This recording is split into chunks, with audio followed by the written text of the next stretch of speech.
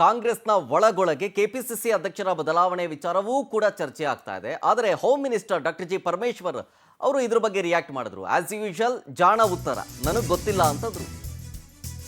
KPCC ಅಧ್ಯಕ್ಷರ ಬದಲಾವಣೆ ನನಗೆ ಗೊತ್ತಿಲ್ಲ. ಕೊಪ್ಪಳದಲ್ಲಿ home minister doctor G Parameshwar ಅವರ ರಿಯಾಕ್ಷನ್ ಇದು. ಆಮೇಲೆ BR ಪಾಟೀಲ್ರ ಲಂಚದ ಆಡಿಯೋ ವಿಚಾರವೂ ಕೂಡ ಮಾತನಾಡಿದವರು. ಅವರು ಹೇಳಿರೋದು ಗಂಭೀರ ಆರೋಪ ಏನಲ್ಲ. ಅವರು ಸಂಬಂಧಿಸಿದ ಸಚಿವರೊಂದಿಗೆ ಇದ್ರ ಬಗ್ಗೆ ಮಾತನಾಡಲಿ, ಬೇಕಿದ್ರೆ ಪೊಲೀಸರಿಗೂ ಕೂಡ ದೂರು ಕೊಟ್ಟರೆ ಕ್ರಮ ಕೈಗೊಳ್ತೀವಿ. ಮತ್ತೊಂದು ಕಡೆ ಸಬ್ ಇನ್ಸ್ಪೆಕ್ಟರ್ ಹಗರಣದ ಬಳಿಕ ನೇಮಕಾತಿ ಏನು ನಡೆದಿಲ್ಲ ಅಲ್ಲಿ. ಸೊ ಹಾಗಾಗಿ ರಾಜ್ಯದಲ್ಲಿ ಸಾವಿರಾರು PSI ಸ್ಥಾನಗಳು ಖಾಲಿಯಾಗಿದ್ದಾವೆ. ಹೀಗಂತ ಓವರ್ ಆಲ್ ರಿಯಾಕ್ಷನ್ ಕೊಟ್ಟರು home minister doctor G Parameshwar.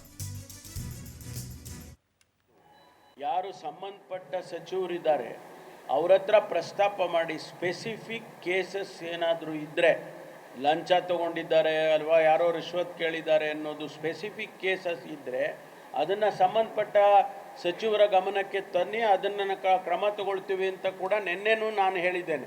ಯಾಕೆಂದರೆ ನನಗೆ ಕಂಪ್ಲೇಂಟ್ ನಮ್ಮ ಹತ್ರನೇ ಬರುತ್ತೆ ಆಮೇಲೆ.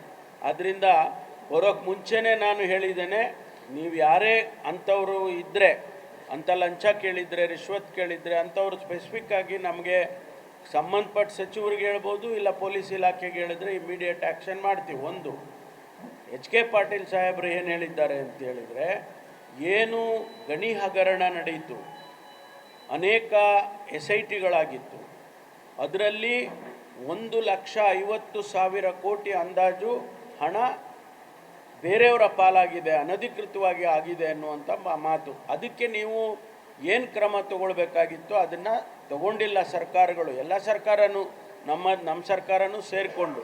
ಅದಕ್ಕೆ ಅವರ ಸಲಹೆ ಮತ್ತು ಅವರ ಆತಂಕ ಏನು ಅಂತ ಹೇಳಿದರೆ, ಆ 1.5 ಲಕ್ಷ ಕೋಟಿ ರೂಪಾಯಿ ಆಸ್ತಿ ಏನು ಮಾಡಿದ್ದಾರೆ, ಯಾರು ಅದರಲ್ಲಿ ಭಾಗಿಯಾಗಿದ್ದರು ಆ ಹಗರಣದಲ್ಲಿ, ಆ ಆಸ್ತಿಯನ್ನು ಮುಟ್ಕೋಲು ಹಾಕ್ಕೊಳ್ಳಿ ಅಂತ ಹೇಳ್ತಿದ್ದಾರೆ ಸಲಹೆ. That is a suggestion given by the honourable minister.